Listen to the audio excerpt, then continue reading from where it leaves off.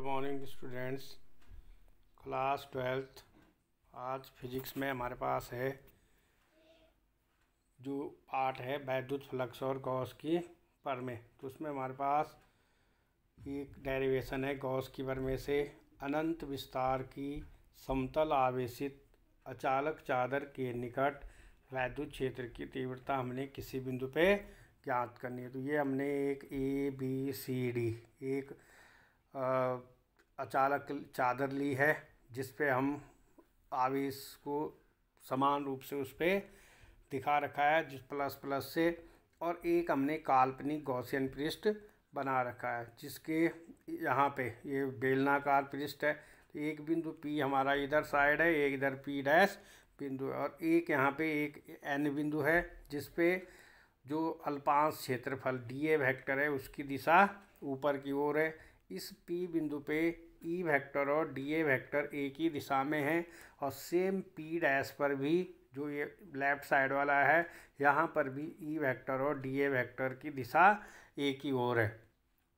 तो हमने क्या करना है कि हम एक बिंदु लेंगे जिससे यहाँ तक की दूरी R है, P तक की। इधर साइड भी अगर हम P डैश लेंगे तो उसकी दूरी भी R ही लेनी है। तो हमने क्या करना है, इसके लिए मान लो इस पे जो पूरी चादर है ABCD वाली, इसके पूरे तल पे आवेश Q समान रूप से वितरित है। तो जो पृष्ठ होता है इसका उस पे प्रति एकांक क्षेत्रफल से उपस्थित आवेश जितना भी होगा उसको हम पृष्ठ आवेश घनत्व कहते हैं। इसलिए सिग्मा बराबर आ जाएगा Q बटे A। इसलिए हमें Q का मान चाहिए, तो Q बराबर हो जाएगा सिग्मा इंटू A। अब हमने क्या करना है कि हमने जो ये P बिंदु पे अल्पांश लिया है जिसका dA सदिश वेक्टर है और E वेक्टर है, इससे गुजरने वाले वैद्युत फ्लक्स का मान ज्ञात करना है। तो हम यहाँ से वैद्युत फ्लक्स ज्ञात करेंगे तो ये आएगा d फाई P बिंदु लिया है इसलिए E vector dot dA vector, और E वेक्टर और dA वेक्टर की दिशा एक ही ओर है। तो थीटा का मान कितना ले लेंगे 0 डिग्री, और कॉस 0 थीटा की जगह 0 रखेंगे तो EDA A डॉट B का सूत्र भी लगाना, EDA कॉस थीटा।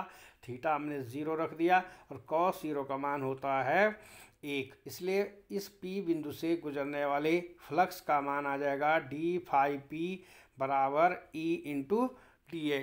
अब इसी प्रकार इस वाले जो P बिंदु है इस पृष्ठ से गुजरने वाले संपूर्ण फ्लक्स का मान हमने ज्ञात करना है। तो ये आ जाएगा E डॉट DA, और E यहाँ पे नियत है इसके लिए हमने इसको कॉमन ले लेना है।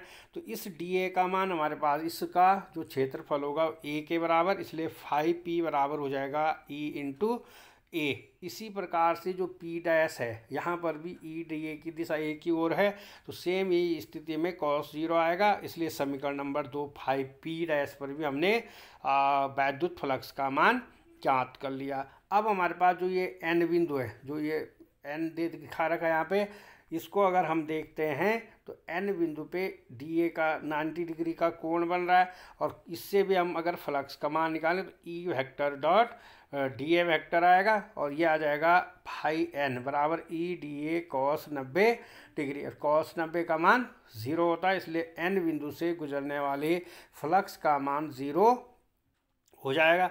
अब हमने क्या करना है कि संपूर्ण जो गॉसियन पृष्ठ बना है पूरा है उससे गुजरने वाले फ्लक्स का इन तीन बिंदुओं से P बिंदु से, P डैश से, और यहाँ पे जो N बिंदु है इससे गुजरने वाले फ्लक्स का मान निकालेंगे।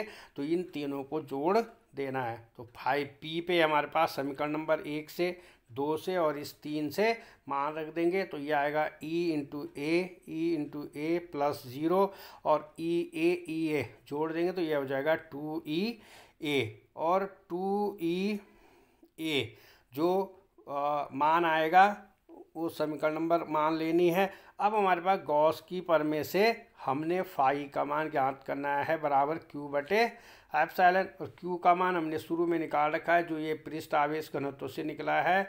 Q बराबर है सिग्मा A।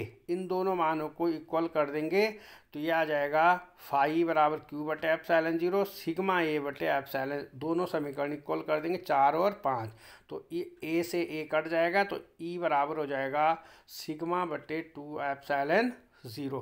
तो इस तरीके से हमने एक चादर के लिए वैद्युत क्षेत्र की तीव्रता ज्ञात कर लें। इसको आप थ्योरी की कॉपी में सॉल्व कर लेंगे।